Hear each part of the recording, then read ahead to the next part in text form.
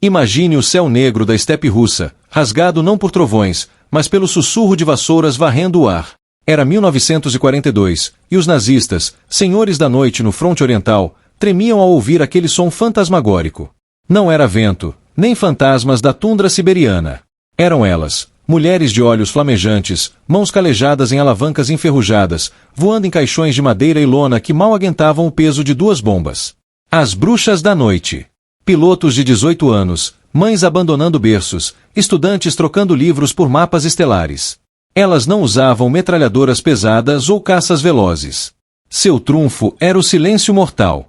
Desligavam os motores a querosene, planavam como corujas sobre depósitos de munição alemães e soltavam o inferno em forma de explosões que iluminavam o pavor nos rostos dos soldados da Wehrmacht. Uma delas, Nadia Popova, com apenas 21 anos, já havia perdido a irmã em um bombardeio nazista. Agora, ela navegava pela escuridão, o coração batendo no ritmo das bombas caindo. Voamos baixo, tão baixo que sentimos o cheiro da pólvora inimiga, contaria anos depois. Os alemães as odiavam tanto que prometiam a cruz de ferro a quem derrubasse uma. Mas como caçar sombras?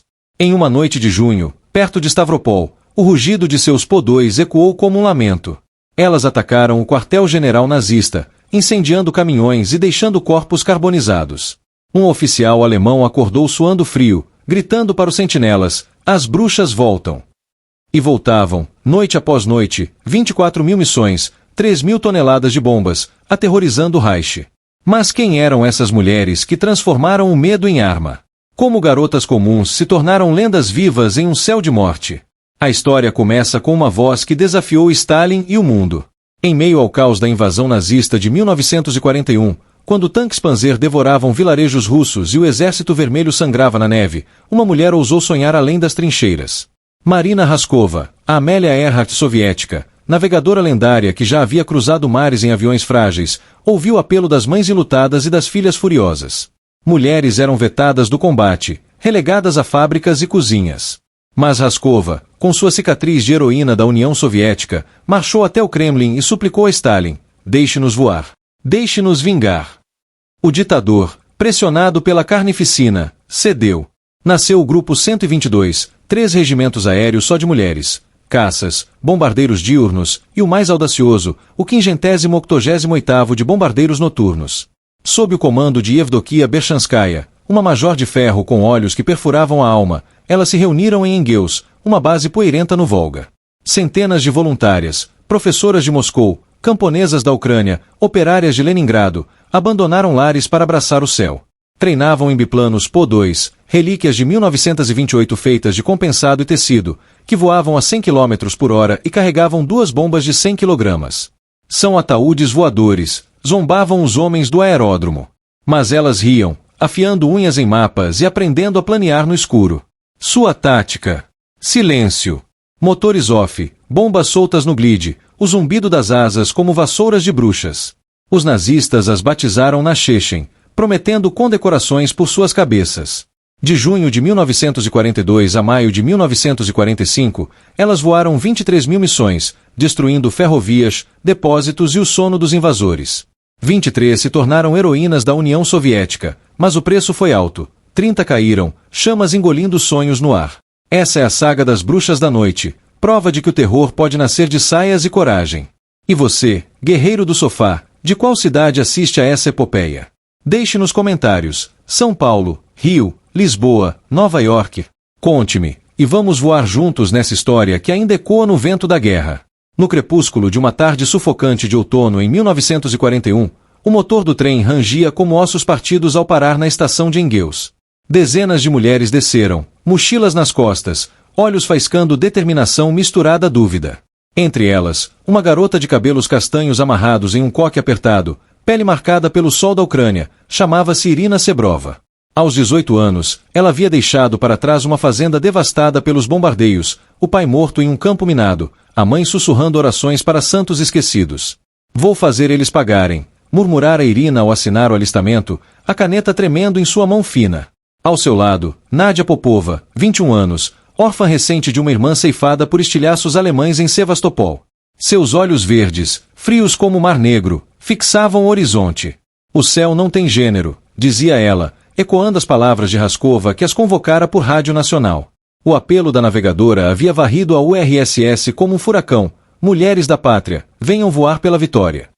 Milhares responderam, mas só as mais teimosas passaram pelo crivo. Testes de equilíbrio em planadores improvisados, noites insones estudando ventos e estrelas.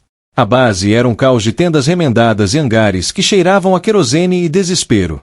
Major Berchanskaya, uma figura esguia de 40 anos com cicatrizes de uma infância na fome civil, as recebeu com um discurso cortante. Aqui, não há princesas. Há aviadoras. O inimigo não perdoa fraqueza, e nem eu. Elas aprenderam a consertar motores com ferramentas enferrujadas, a mapear rotas sob lanternas tremeluzentes, a dormir em beliches que rangiam como aviões em turbulência.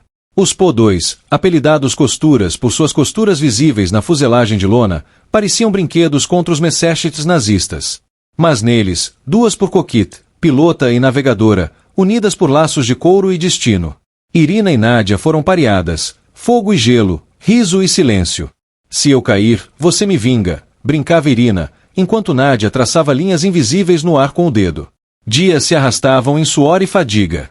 Treinos noturnos as levavam a horas de voo, planando sobre campos negros, soltando flares que iluminavam fantasmas de trigo. Uma noite, durante uma simulação, o motor de Irina engasgou. O biplano despencou 200 metros, o vento uivando como lobos. Ela puxou a alavanca com unhas cravadas na palma, o coração na garganta, e o Po-2 nivelou a 10 metros do solo. Aterrissagem forçada em um charco, lama espirrando no para-brisa. Nádia, no banco de trás, gritou, levanta, sua louca. Não é hora de banho. Riram histericamente ao serem rebocadas, mas o incidente plantou sementes de dúvida. E se no fronte for real? Sussurrava uma recruta ruiva de Moscou, Lídia Shulaikina, enquanto remendava a lona rasgada. Enquanto isso, o fronte rugia a 1000 quilômetros dali. Stalingrado caía em ruínas, o Volga tingido de sangue. Relatórios chegavam como facas, nazistas avançando no Cáucaso, petróleo de Baku ameaçado. Stalin exigia mais aviões, mais bombas. Berchanskaya, em reuniões tensas com generais barbudos que as olhavam com desdém, defendia, nossas garotas voam mais horas que seus homens. Deem-nos o céu da noite, os boches dormem mal no escuro.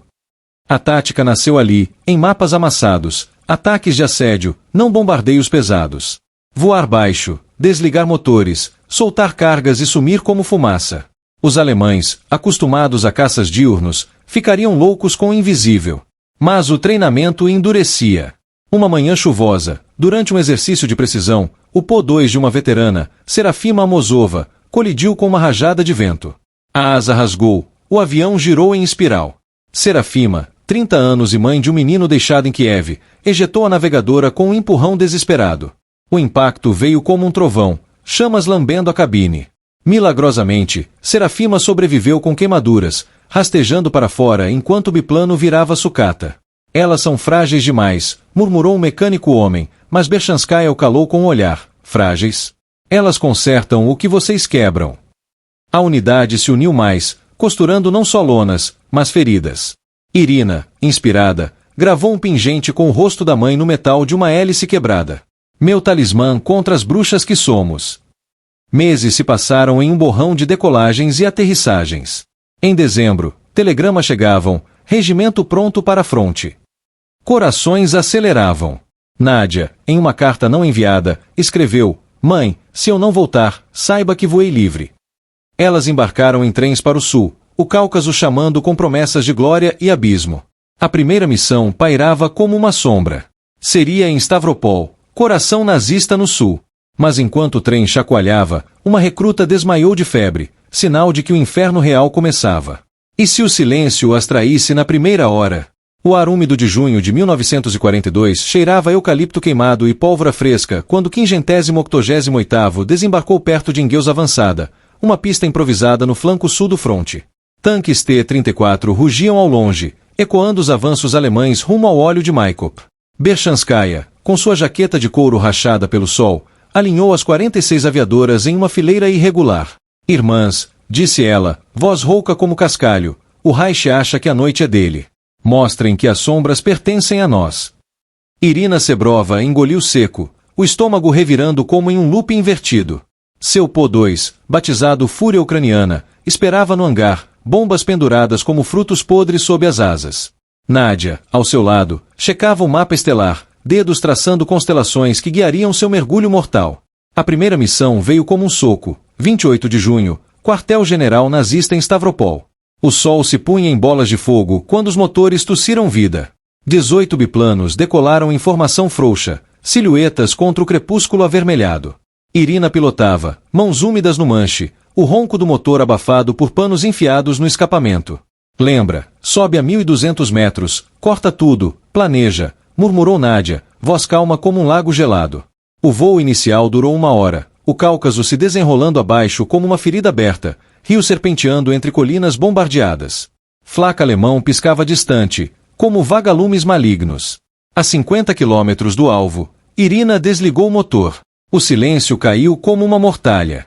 Apenas o sussurro das hastes de metal contra o ar, svi, svi, como vassouras varrendo poeira ancestral. O Po-2 desceu em glide, nariz apontado para as luzes tremeluzentes de Stavropol. Irina via as tendas inimigas agora, caminhões alinhados como besouros pretos. Agora! Sussurrou Nádia. As bombas se soltaram com um ploc surdo, caindo em arco preguiçoso. Explosões floresceram. Um depósito de combustível virou tocha, chamas lambendo o céu noturno. Gritos alemães ecoaram fracos, tiros de fuzil traçando linhas vermelhas no escuro. Mas o biplano já virava, motor engasgando vida, fugindo para a base. De volta, o aeródromo fervia. Acertamos em cheio, gritou uma pilota, Yevdokia Nozal, saltando do cockpit com o rosto sujo de fuligem. Elas haviam destruído 3 caminhões, matado 1 dúzia de oficiais. Mas a euforia durou pouco. Um biplano não voltou. Larisa Litvinova, 20 anos, de Smolensk, e sua navegadora desapareceram na fumaça. Primeira perda, murmurou Berchanskaya, olhos úmidos pela primeira vez. Irina, exausta, abraçou Nádia sob as estrelas. Elas nos esperam lá em cima. Aquela noite, o apelido nasceu. Um prisioneiro alemão, interrogado ao amanhecer, balbuciou sobre Nachechen voando em vassouras.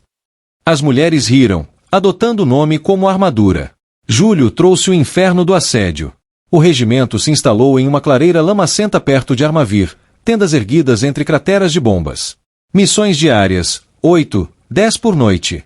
Cada dupla voava sozinha ou em pares, atacando comboios que serpenteavam para o fronte. Os Po-2, lentos como lesmas aéreas, eram alvos fáceis para o dia, mas à noite, viravam espectros. Irina e Nádia completaram sua 8ª sortie em uma madrugada chuvosa. O alvo, uma ponte sobre o rio Kuban, vital para suprimentos nazistas. Elas planaram baixo, chuva batendo no para-brisa como unhas raivosas. Flak explodiu perto, estilhaços rasgando a lona da asa esquerda. Segura! Gritou Nádia, enquanto Irina manobrava o biplano cambaleante. A bomba acertou, a ponte ruindo em um rugido. De metal retorcido. Mas o retorno foi um pesadelo, motor falhando, altitude caindo. Elas aterrissaram em um campo minado, rodas atolando na lama. Soldados soviéticos as resgataram ao alvorecer, mas o Po-2 era irrecuperável. Perdemos nossa menina, soluçou Irina, batendo no casco fumegante. A rotina se tornava veneno lento. Dormir de dia em buracos cavados na terra, acordar com o cheiro de corpos não lavados. Mecânicas, todas mulheres, mãos calejadas de óleo, remendavam lonas com agulhas e linha, transformando buracos de bala em mosaicos grotescos. Lídia Shulaikina, a ruiva de Moscou, virou especialista em costura aérea, costurando feridas tanto em aviões quanto em almas. Cada ponto é uma vida salva, dizia ela, enquanto Serafima Amosova, ainda marcada pelas queimaduras, treinava novatas em táticas de evasão. Mas o medo rastejava. Relatos de caçadas alemãs chegavam, Messerschmitts noturnos patrulhando, radares primitivos farejando intrusas. Uma noite, durante um ataque a um aeródromo em Mineralnivod, o Svi das vassouras foi traído por um vento contrário. Projéteis traçantes subiram como serpentes, um biplano explodindo em chamas a 300 metros. A pilota, uma georgiana chamada Tamara Pamiatnik, ejetou tarde demais. Seu corpo caiu como uma estrela cadente, iluminando o horror nas faces das companheiras. Irina começou a sonhar com o pai, mãos estendidas na neve. Voar é liberdade ou maldição? Perguntava Nádia em vigílias. A resposta veio em agosto, na defesa do Cáucaso. Os nazistas, recuando após Stalingrado, deixavam armadilhas, minas aéreas, ninhos de metralhadoras. O regimento foi chamado para cobrir a retirada soviética, bombardeando colunas inimigas em pânico. Numa sortie épica, 18 Po-2 atacaram simultaneamente um comboio de 50 veículos perto de Krasnodar. O céu virou sinfonia de explosões, tanques virando fornalhas, soldados fugindo como formigas. Irina, no coração da formação, sentiu o biplano tremer com o impacto das ondas de choque. Mais baixo, ordenou Nádia, e elas mergulharam, soltando incendiárias que transformaram a estrada em rio de fogo. Mas o custo, 2 aviões abatidos, uma navegadora com perna amputada ao aterrissar. Enquanto o outono tingia as estepes de ouro sangrento, o regimento celebrava sua primeira heroína, Yevdokia Nozal, por 127 missões. Em uma festa improvisada, vodka roubada e pão duro, Nozal ergueu um brinde, pelas bruxas que não queimam. Risos ecoaram, mas sombras alongavam. Irina recebeu uma carta da mãe: volte inteira, filha. O inimigo avança de novo. E avançava, rumo à Crimeia. Berchanskaya convocou uma reunião ao luar. Novorossiysk chama. Lá, o mar beija a morte. Elas sabiam, a península era um matadouro, nazistas entrincheirados como lobos. Preparativos febris, bombas carregadas, mapas atualizados.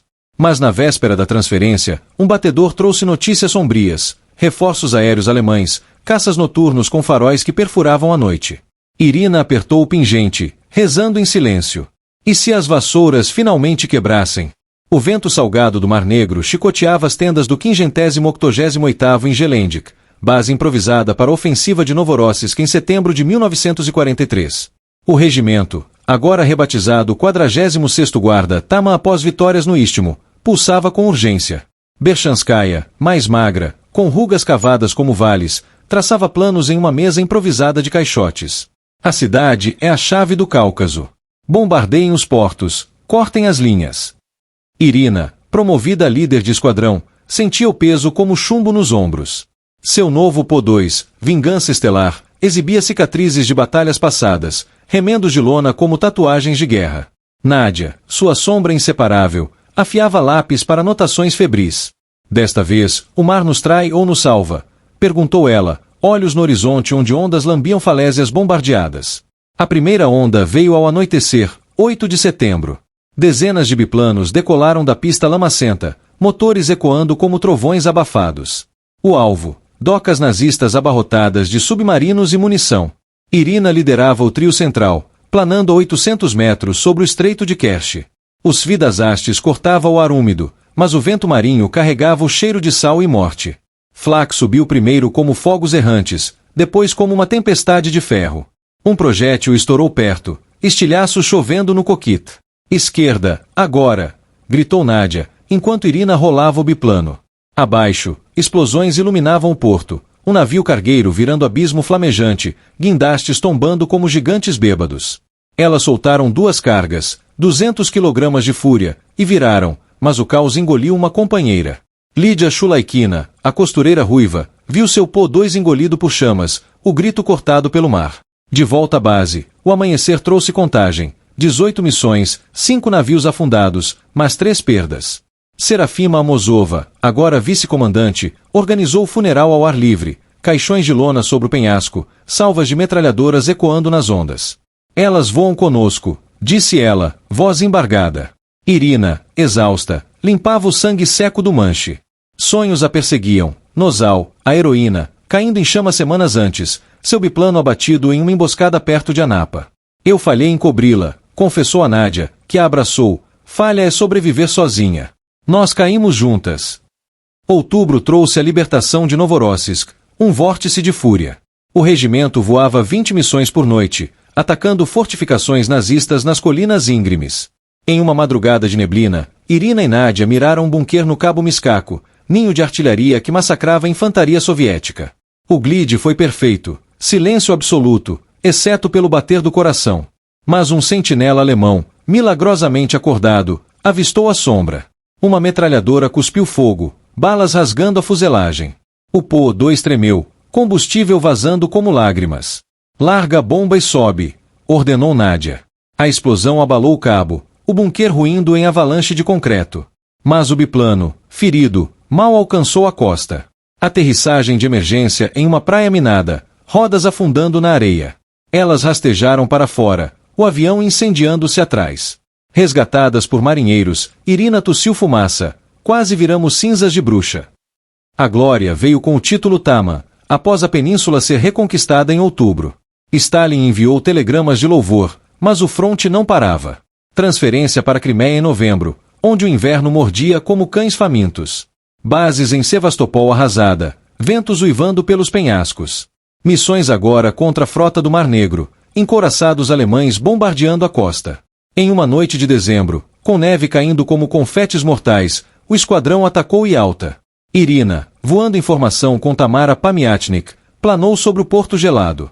O Svi se misturava ao gemido do vento, mas radares inimigos farejaram. Caças Bf-110 surgiram, faróis varrendo o céu como olhos demoníacos. Intrusas! Ataquem! Chiou o rádio alemão captado. Projéteis traçaram arcos letais. O Po-2 de Tamara explodiu primeiro, uma bola de fogo caindo no mar. Irina mergulhou, soltando bombas às cegas em um encouraçado. Acertos ecoaram, munição secundária detonando como sinos do apocalipse. Mas seu próprio avião foi atingido, motor falhando, asa direita perfurada. Nádia gritou direções, guiando para uma enseada escura. Aguenta, Irina! O mar nos esconde. Elas planaram baixo, ondas lambendo as rodas, aterrissando na água como um pato ferido. O frio invadiu como lâminas, o biplano afundando devagar. Nadando para a costa rochosa, atiraram sinalizadores. Patrulhas soviéticas as pescaram ao raiar, hipotérmicas e tossindo água salgada. Vocês afundaram o Tirpitz menor, riu um oficial, mas Irina só via o rosto de Tamara se dissolvendo em chamas. Perdas acumulavam, 30 mártires agora, cada uma um vazio no hangar. Janeiro de 1944 trouxe contra-ataques na Ucrânia, o regimento voando para Kiev libertada. Mas o cansaço corroía. Irina completava 500 missões, mãos tremendo no manche. Nádia, com 700, escrevia diários em pedaços de mapa. Somos fantasmas, mas fantasmas sangram. Uma noite em Odessa, atacando um comboio evacuando nazistas, o destino testou. Flak denso como granizo, um biplano abatido caindo sobre o de Irina. Detritos colidiram, o Po-2 girando em parafuso. Ejetar, berrou Nádia, mas o cinto travou. Irina lutou, unhas rasgando couro, enquanto o chão subia. O impacto veio, não morte, mas escuridão. Acordou em uma enfermaria, Nádia ao lado, ataduras nos braços. Sobrevivemos de novo, sorriu a navegadora. Mas o médico sussurrou, uma costela quebrada, e o regimento avança para Belarus. Elas precisam de você. Irina apertou o pingente, sabendo que o fim da guerra pairava, mas com ele, o maior teste. Berlim chamava, e as bruxas voariam para o coração do Reich. Ou cairiam tentando. A neve de fevereiro de 1945 cobria as planícies bielorrussas como um sudário, mas o 588º cortava o céu com fúria renovada. Transferidas para o 16º Exército de Choque, as aviadoras enfrentavam o coração do Reich em colapso. Bases em pântanos congelados perto de Minsk, tendas batendo ao vento que carregava ecos de canhões distantes. Berchanskaya, agora com medalhas pesando como correntes, convocava briefings ao clarão de lanternas. Bagration nos deu a Polônia. Agora, Varsóvia e além. Cortem as veias dos nazistas. Irina, curada mas com cicatrizes que coçavam como memórias, pilotava o Fênix ressurgida, um Po-2 remendado tantas vezes que parecia vivo. Nádia, sua âncora, traçava rotas em mapas rasgados, dedos enegrecidos pelo frio. Berlim fede a derrota, disse ela uma noite, enquanto carregavam bombas incendiárias. Vamos queimá-la. A ofensiva para o Vístula começou em 10 de fevereiro, missões triplicadas. O regimento, reduzido a 30 aviãs ativas após perdas, voava em ondas coordenadas, assédio implacável a colunas em fuga. Em uma madrugada gélida sobre o rio Bug, Irina liderou o ataque a um aeródromo em Brest-Litovsk. O glide veio suave, o Svi abafado pela nevasca. Mas o inverno traía, gelo nas asas, visibilidade zero. Flak alemão, desesperado, subia às cegas. Uma explosão próxima rasgou o estabilizador, o biplano inclinando perigosamente. Compensa à direita, gritou Nádia, calculando no escuro. Bombas caíram, incendiando hangares, caças nazistas virando fogueiras. Mas o retorno foi caos, motor congelado, altitude derretendo. Elas forçaram uma aterrissagem em um lago congelado, o impacto rachando o gelo como vidro. Patinando para fora, sinalizaram com flares. Resgate veio ao meio-dia, mas o custo. Serafima Amosova, atacando simultaneamente, foi abatida por um FW-190. Seu Po-2 mergulhou em chamas, o mar gelado, não, o pântano, engolindo seu grito final. Varsóvia, março, trouxe redenção e horror. A cidade, libertada mas em ruínas, pedia vingança pelos levantes esmagados. O 588º bombardeou linhas de suprimento nazistas nos arredores, planando sobre pontes e depósitos. Irina, em sua 80ª missão, sentiu o cansaço como veneno nas veias. Quanto mais voamos, mais leves ficamos, confidenciou a uma novata, Maria Smirnova, 18 anos, olhos arregalados de terror e admiração. Maria, pareada com uma veterana, completava sua primeira sortie naquela noite, um comboio em Praga, subúrbio bombardeado. O grupo decolou ao luar filtrado por nuvens, 12 biplanos como vagalumes assassinos. O alvo surgiu, caminhões lotados de desertores SS, faróis cortando a neve. Silêncio caiu, vassoura sussurrando. Mas um traidor, um farol antiaéreo varreu o céu, pegando Maria em cheio. Mãe! Ecoou seu rádio antes do silêncio. Seu Po-2 explodiu, fragmentos chovendo como confete sangrento. Irina, testemunha, vomitou no cockpit, lágrimas congelando nas bochechas. Abril acelerou o colapso alemão. O regimento avançou para Oder, a 60 quilômetros de Berlim. Bases em florestas encharcadas, mecânicas trabalhando à luz de tochas, costurando lonas rasgadas por estilhaços. Notícias do fronte, Zukov martelando as portas do Reichstag, Hitler em seu bunker delirante. As bruxas voavam para apoiar, atacando artilharia pesada em Kustrin. Em uma noite de 16 de abril, o assalto final começou. Irina e Nadia miraram um forte nazista, bombas de alto explodindo em sinfonia com os canhões soviéticos. O glide foi perfeito, mas o céu fervia, Luftwaffe remanescente, desesperada, lançando tudo. Um Mi-109 cruzou, metralhando selvagemente. Balas perfuraram o tanque de combustível, querosene jorrando como sangue.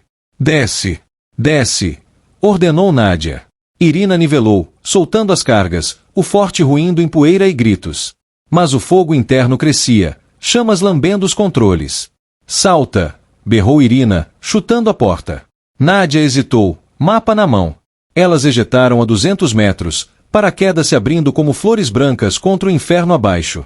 A queda foi brutal. Irina torceu o tornozelo em raízes, Nadia cortou o braço em galhos.